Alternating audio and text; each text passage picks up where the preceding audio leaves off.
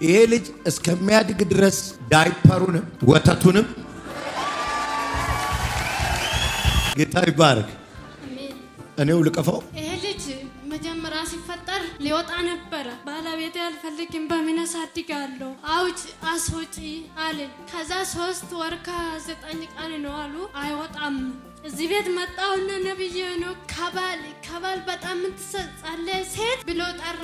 ከዛ እዚህ ጋር ነው ጫልኩት እኔ ነኝ ብዬ ከዛ ልጅ በሆድ ይዣለሁ አስውጭ ብሎኛ። ከዛ ዶክተሮቹ ደግሞ አይቻለም አንቺ ትጎዳለሽ፣ ይሄ ልጅ አጥንት ወጣ ከዛ ትጎዳለሽ አሉ። ከዛ ነብዩ ነው ጸሉኝ።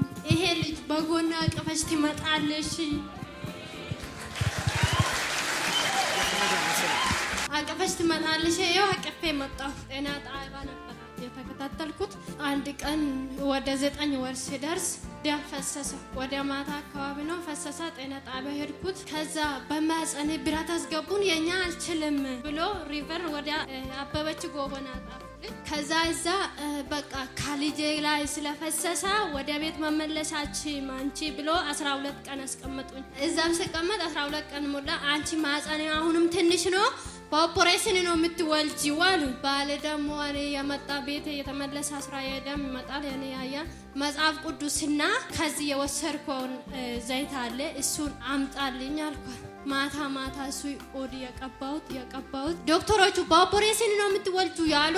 ከዛ እኔ ደግሞ ቀድሜ ነሐሴ 12 በምጥ ድንገት ደስ ነው የሚለው ሃሌሉያ። ምንም ሳይነካ ምንም ደም አንቺ ልጅ መቼ ወለድሽው? ፕሬዲ ነው መጡ ልጅ ነው የሚሉኝ። እውነት መናገር ማለት ነው። ይሄ ልጅ እስከሚያድግ ድረስ ዳይፐሩንም ወተቱንም